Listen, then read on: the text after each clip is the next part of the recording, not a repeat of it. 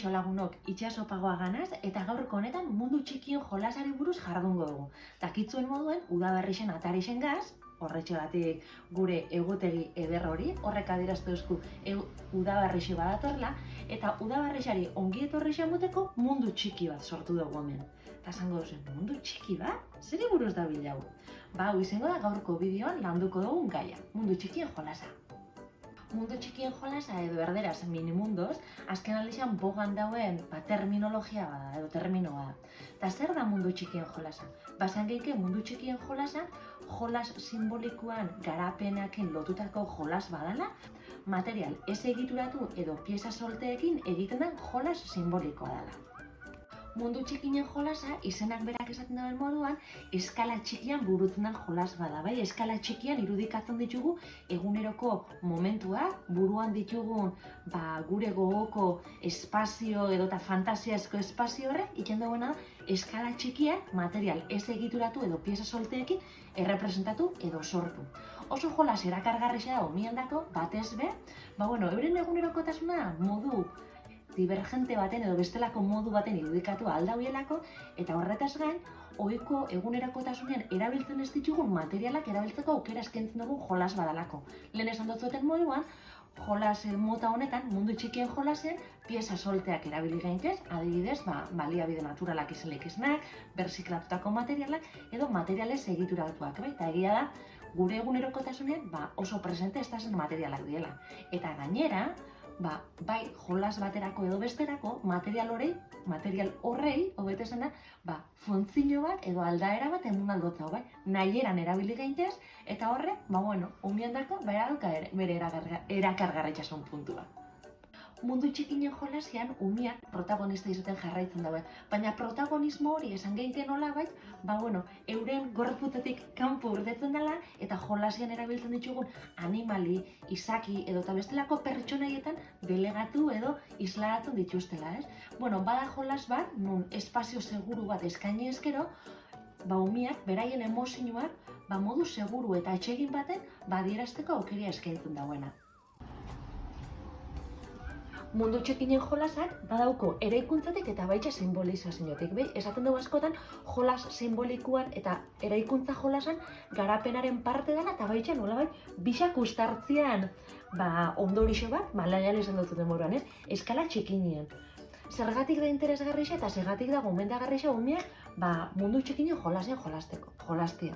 Alde batetik, betiko modan, jolastiak sortzen da plazerra beregan bizitzeko aukera daukelako, baina horretaz gain, hizkuntza, emozio, alderdi kognitibo, pentsamendu abstrakto, pentsamendu divergentian, alderdi guzti horren garapenerako oso jolas interesgarrixa. Azken finean, espazio bat sortzerako orduan, denboran eta espazioan antolatze bat ekartzen da horrek, eta horrek eskatzen dugu aurretik gure ezagutzak eta bidian zehar, bizitzan zehar ikasi ditugun ezagutza guzti horrek, jolasian praktikan ipintzea. Eta jolasian zehar sortzen dien erronka berrixei, erantzuna bilatzea, badaliteke hemen eraikitzerako orduan, ikusi zutabedanak ez koinziditzi eta irtenbide, arazo horrek irtenbide berrixak topetia. Orduan, gure makinaria dana, gure garun dana jartzen dugu martxan mundu txikinen jolasian. Eta ze edadetik aurrera edo ze adinetatik aurrera da mundu txikien jolasa gomendagarrixa. Lehen esan dako moduan, jolas simbolikoan eta eraikuntza jolasan garapen bat danean, ikusten dugu jolas mota honetan hasteko beharrezkoa izango dela umiak simbolizatzeko gaitasuna trebatuta eukitzea edo simbolizatzen hasitxea egotea. Horregatik esaten dugu 3-4 urtetik aurrerako umiendako dala gomendagarrixa mundu txikien jolasa. Baina ojo, ze uste dugu, jolas mota honen maila gorenak lehen hezkuntzako etapetan etortzen dela.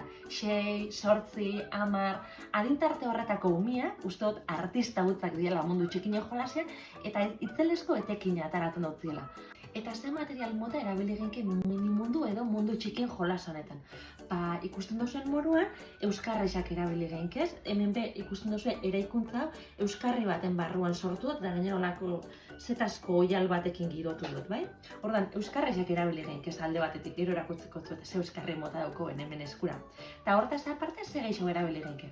Pieza soltiak edo material ez egituratuak, hemen dugu grapateko pieza solte desberdinak, eta baita bai erabili genke material naturalak, material berziklatuak eta eraikuntza materialak, eraikuntzako material edo jolastailuak erabili genkez, ostadarren mundu anitza, eta bestelako edozen pieza solte beti be umiandako jolaserako segurua izatea.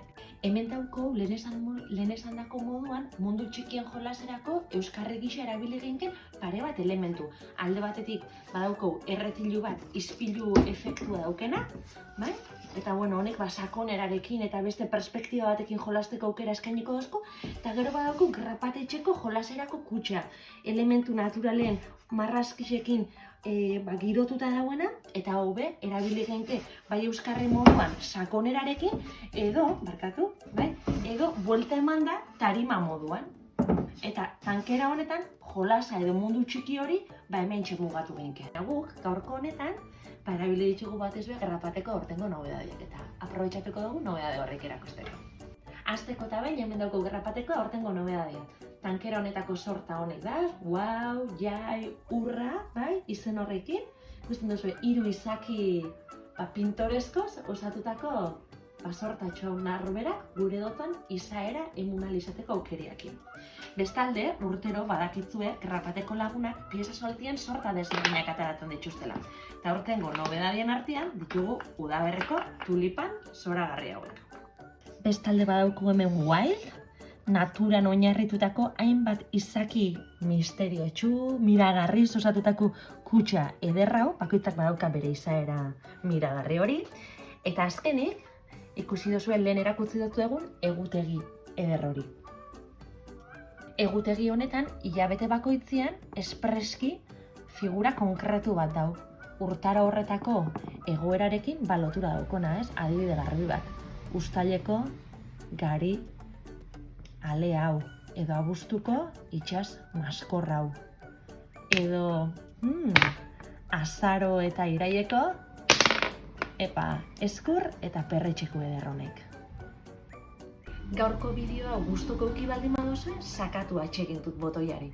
Eta aurrera etorriko dien mai jolas edo bestelako jolasen azalpen bideoen berri ukigura baldin baduzue, arpidetu gure YouTubeko kanalera edo segiadi gure sare sozialei.